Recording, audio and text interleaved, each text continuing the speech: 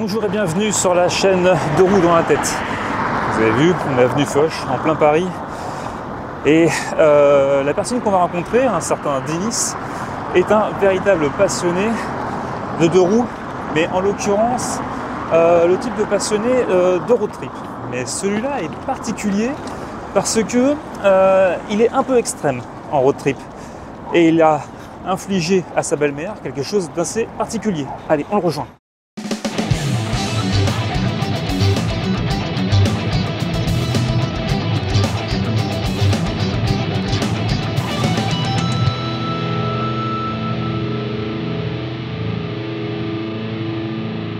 Alors bonjour Denis, comment ça va? Ça va, merci. Je suis super content de te trouver là avec ton Vespa. Et pas que ton Vespa, parce que tu en as un aussi au Portugal. J'en ai un autre, oui. Et tu vas nous en parler de celui au Portugal, mais tu vas aussi nous parler de celui-là parce qu'il est aussi important. Donc toi, tu fais partie de ces passionnés de deux roues, mais qui adorent les road trips en fait, c'est ça? Ah oui, moi, tout ce qui somme beaucoup de kilomètres, moi j'adore. Tout ce qui est défi, que ça soit tout seul ou accompagné, j'adore. D'accord. Et tu as commencé comment cette passion? Alors comment t'es venu cette passion du deux roues? Du deux roues? Ah bah ça a commencé à l'âge de 7-8 ans, quand j'étais encore à la primaire. Ouais. Mon grand-père avait un petit 50 cm3. Il faisait sa petite sieste après le repas de midi. Et pendant qu'il faisait sa petite sieste, moi je le piquais le petit 50 cm3 et j'allais faire un tour, quoi. D'accord. Jusqu'à me faire rattraper par la police déjà. Ah oui, quand même déjà. À l'âge de 12 ans. À 12 ans déjà. Ils m'ont ramené à la maison, quoi. D'accord. Alors on le verra parce que tu as eu d'autres soucis avec la police, mais pour d'autres raisons, Ouais. lors d'un road trip. Mais bon, déjà à l'époque, tu étais à fond dans le deux roues dès tout petit, quoi. Ah oui, oui. Oui, ça, Et donc du coup, tu as passé le permis moto après, comment ça s'est passé? J'ai passé le permis moto en 91, j'avais 21 ans. Ouais. Et après, j'ai acheté une première moto en 600 Kawasaki. Et après, ça a commencé à... Je commençais à regarder les journaux et tout ça. Et tout ce qui était à faire, moi j'achetais. C'est pas vraiment une collection, c'est des motos anciennes. C'est des motos que j'adorais de mon époque. Et aujourd'hui, j'ai presque une vingtaine de motos. Une vingtaine de motos? Petites et grosses cylindrées, j'en ai une vingtaine. Donc oui. pas que des Vespa, pas que des 50, mais aussi des grosses cylindrées. Ça va de 50 cm3 au GS 1200, quoi. Tu l'as fait au moins une fois en vélo et après plusieurs fois avec des deux roues motorisées. Oui. Ton truc, c'est de faire Paris, le Portugal. Ah oui, ça j'adore. J'adore. Alors, si c'est une grosse cylindrée, bien sûr, je prends souvent l'autoroute. Ouais. Mais avec des 50 cm3, on est parti à 6 entre potes, avec un fourgon qui nous suivait, avec une moto de remplacement, beaucoup de pièces détachées, bidons d'essence, de quoi manger un chemin et tout ça. On a fait le voyage pendant 5 jours. Et après, je me suis lancé une fois tout seul, en Vespa. Ouais.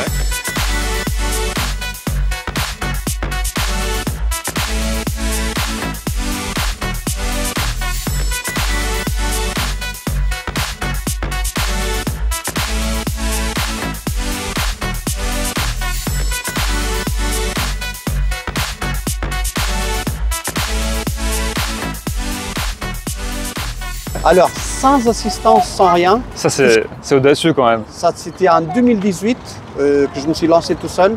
Et j'avais juste 2 bougies de remplacement, 12 ampoules pour l'avant, 12 ampoules pour l'arrière et des plaquettes de frein parce que je suis parti charger quand même. Et tout s'est bien déroulé. J'ai fait le voyage en 26 heures. 26. Mais je peux vous dire, c'était sans manger, sans boire. Mais pourquoi s'infliger ça en fait? C'est ça qui est drôle. Parce que souvent, j'ai fait l'expérience, quand vous vous arrêtez pour manger, quand vous vous arrêtez pour boire, après il faut s'arrêter pour faire pipi. Donc quand vous ne mangez pas, quand vous ne buvez pas, vous prenez que 10 heures à faire des kilomètres et des kilomètres. Le premier jour, j'étais en Espagne, je venais juste de franchir la frontière. Et j'étais tellement ému, je voulais rouler toute la nuit. Et c'était un collègue qui m'a appelé et ma femme qui m'ont supplié vraiment.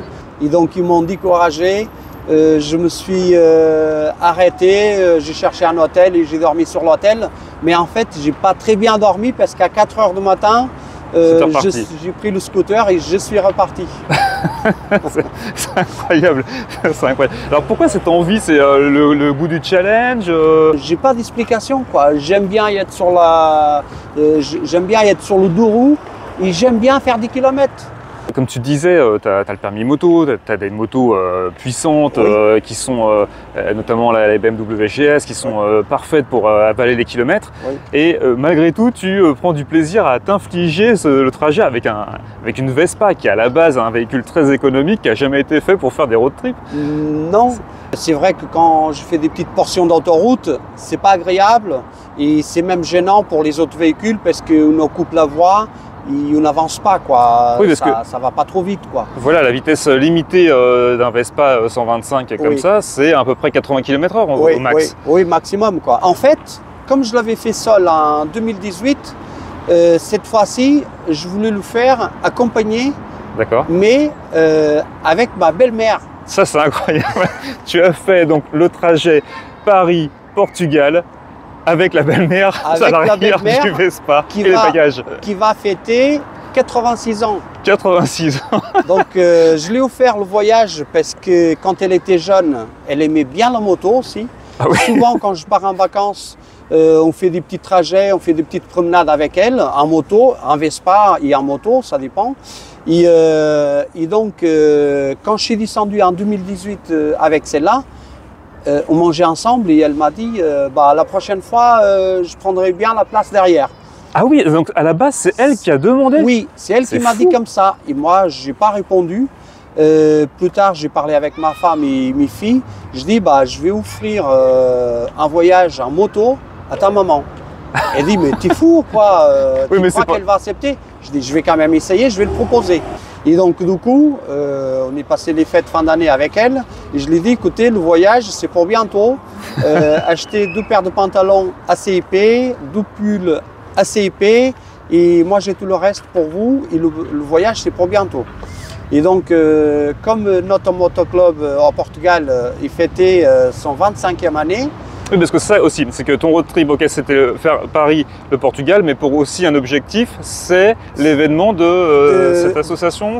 Oui, on l'appelle Arcos TT en portugais. Donc c'est une randonnée qu'on fait en forêt, mais c'est considéré la randonnée la plus grande d'Europe. D'accord. Cette année, juste pour vous dire, on était 1644 inscrits. Ah ouais, quand même, donc, effectivement. En tout, il y a des motos qui ramènent quand même 2 personnes, mais il faut savoir qu'il y en avait 1300, 1400 motos, quoi, en forêt. Et donc, comme il fêtait son 25e année, moi j'ai dit à ma belle-mère, donc on va faire le voyage pour le 25e année de notre motoclub, mais en fait, on va pas le faire en moto. Il y a trop de confort, c'est trop rapide, oui, ça n'a pas de sens. Trop facile. On va le faire en Vespa. Elle dit oui, mais avec le Vespa, on va faire 300-400 km et on s'arrête là parce qu'elle ne va pas tenir. Oui. En fait, on a fait 1652 km quand même. Elle dit mais il ne va pas tenir tout le voyage. Et je dis on n'a qu'à essayer et après on verra quoi. On est parti de Puteaux à 7h20 du matin. Ouais. 7h30, tous les deux. On est parti à la Tour Eiffel faire quelques photos et on est parti à 8h20 de la Tour Eiffel pour rejoindre la Nationale 20, direction Orléans, Limoges, pour après rejoindre Angoulême, Bordeaux. Quoi. Donc tu l'as fait par autoroute ça? Non, je l'ai fait toujours par Nationale jusqu'à Vierzon, sur la Nationale 20. J'ai traversé Orléans par l'intérieur et tout ça. Et arrivé à Vierzon, on a pris l'autoroute l'A20 jusqu'à Limoges. C'est une portion de à peu près 200 km. D'accord. Et c'est là qu'on a eu la petite histoire avec la gendarmerie. Vas-y, raconte-nous ça, c'est extraordinaire. Donc en fait, le 1er mars, il faisait un vent très très fort. Il pleuvait beaucoup. Et j'ai décidé de prendre l'autoroute pour être un peu plus en sécurité. Mais une vingtaine de kilomètres avant Limoges, il commence à avoir un petit peu plus de circulation sur l'autoroute. Et moi, je m'aperçois qu'il y a la gendarme qui me colle derrière, les gendarmes qui me collent derrière. Et donc, à un petit moment, ils branchent les gyrophares Et j'ai dit pour ma belle-mère, on se fait escorter par les gendarmes. Et à mon avis, on va se faire arrêter, quoi. Donc ils m'ont doublé, ils m'ont fait signe de sortir de l'autoroute. Donc j'ai sorti de l'autoroute, ils m'ont arrêté. Ils m'ont dit, monsieur, on n'a pas eu un coup de fil, on n'a pas eu 2 ni 3, on a eu plusieurs coups de fil. Il y avait un petit scooter sur l'autoroute qui fait quand même un gêne important à la circulation. Et du coup, on était obligé d'intervenir et vous n'allez plus prendre l'autoroute, on vous interdit de prendre l'autoroute parce que le temps qu'on a roulé avec vous, derrière vous, vous ne montez pas plus que 70 km/h. Mais il me manquait plus que 10 km pour atteindre la sortie vers Angoulême. C'est dommage, presque. Ouais. Mais c'est vrai qu'à la base, le Vespa, c'est un 125, c'est tout à fait légitime qu'il soit sur autoroute. Hein. Tout de suite rentré en Espagne, arrivé à Vitoria-Gasteiz, il pleuvait beaucoup, 4 degrés, et il commençait à tomber des flocons de neige. Donc on était obligé de s'arrêter 2 heures sur une aire de repos. J'ai quand même pris le risque de démarrer de Vitoria-Gasteiz pour atteindre Burgos parce que j'étais à 80 km. Pour arriver à l'hôtel de Burgos à 21 h du soir, j'ai eu beaucoup de mal. Parce qu'il y a eu des moments que j'étais obligé de rouler au pas. Ça glissait à 2, c'était vraiment dangereux, avec quoi. la panique au ventre, voir où c'est que j'allais tomber, quoi. J'imagine que vous avez eu la pluie, au moins en France, sur le trajet, non? La pluie, c'était toute la France, y compris une grande partie en Espagne, le premier et le deuxième jour. Le troisième jour, on avait l'étape Burgos, Portugal. La température, elle était 3 degrés négatifs. Et là, j'ai dit, bon, on va enfiler tous les vêtements, voir si on résiste. Et là, on n'a pas le choix, on ne va pas prendre les routes secondaires, on va prendre les autoroutes. Parce que je sais que souvent en Espagne, les autoroutes, ils sont bien nettoyées. Arrivé à une station de service à 7h30 du matin, ma belle-mère, elle n'en pouvait plus avec le froid. J'étais obligé de demander des sacs en plastique pour le mettre sur les jambes. Parce qu'elle n'en pouvait plus avec le froid. Donc on a démarré après avec les sacs plastiques, ça allait beaucoup mieux. À 9 h du matin, il faisait moins 1 degré encore. À 9 h du matin. Ah ouais, quand même. C'était exactement à 9 h du matin que, une faute à moi, j'ai vu que j'avais le niveau d'huile mélange un peu bas. J'ai dit, bon, je vais arriver jusqu'à la prochaine station pour le mettre. Et là, je fais un serrage de piston. Là, alors, c'était un léger serrage. Ouais. J'avais les mains sur l'embrayage, je ne sais pas pourquoi. Et, il m'a donné signe d'un serrage. Et j'ai appuyé sur l'embrayage. Je me suis arrêté sur le bord de l'autoroute. Et là, j'avais plus d'huile avec moi. J'étais obligé d'appeler le service et tout ça. Le monsieur qui est venu, il a signalisé avec les cônes. Ma belle-mère a resté sur place. Il m'a déposé sur une pompe à essence 4 km plus loin. Il m'a ramené encore sur le scooter. Et je l'ai laissé refroidir. J'ai rajouté de l'huile et tout ça. Et au troisième coup de kick, il a démarré. Et heureusement, c'était pas trop grave. Je sens qu'on va avoir le Vespa pour le reste du voyage. Et votre arrivée, comment elle s'est passée du coup? Vous êtes arrivé en héros là-bas? Et je suis arrivé sur la frontière pile poil. Et là, j'ai vu beaucoup de monde, les membres de motoclub chez nous, de Portugal, de la famille, des amis, tout le monde est venu, quoi. Alors là, la question que je me pose, parce que c'est obligé que tout le monde se pose cette question-là, c'est quelles étaient les réactions de la belle-mère? Quelle était sa conclusion du trajet? Est-ce qu'elle est traumatisée? Est-ce qu'elle est fière de l'avoir fait? Non, elle est vraiment fière de l'avoir fait. Moi, tous les 15-20 minutes, on se parlait tout le temps parce qu'elle parlait beaucoup. Je dis, alors, vous êtes fatigué, vous avez pas mal au dos, vous avez pas mal aux jambes. En fait, elle pouvait bouger les jambes parce que j'achetais des cale-pieds pour ses pieds. Elle pouvait avoir 2 positions sur les jambes et sur les pieds. Et moi, en fait, comme on est toujours sur la même position, on commence à avoir mal au dos, mal aux fesses. Ouais. En fait, soit je me pousse un petit peu devant dans la selle, soit je me pousse juste un petit peu derrière, parce qu'après je suis vraiment contre elle. Et elle dit non, j'ai pas mal, non, j'ai pas mal. Elle avait 12 sacs sur le côté pour les bagages, et elle avait un gros sac à l'arrière où elle pouvait un peu appuyer son dos. D'accord. On va dire le bas de dos. Ouais, de dossier. Ouais. Et donc, en fait, arrivée là-bas, elle était franchement aussi à l'aise que moi. Moi, j'avais pas de mal non plus. Et le lendemain, c'était 10 h du matin, le lundi, je l'ai appelée, et elle était dans le champ en train de faire son potager, quoi. Et du coup, tu es devenu une star auprès du club, Alors, dans les après, médias un petit peu. tout le monde est venu nous saluer, notre courage,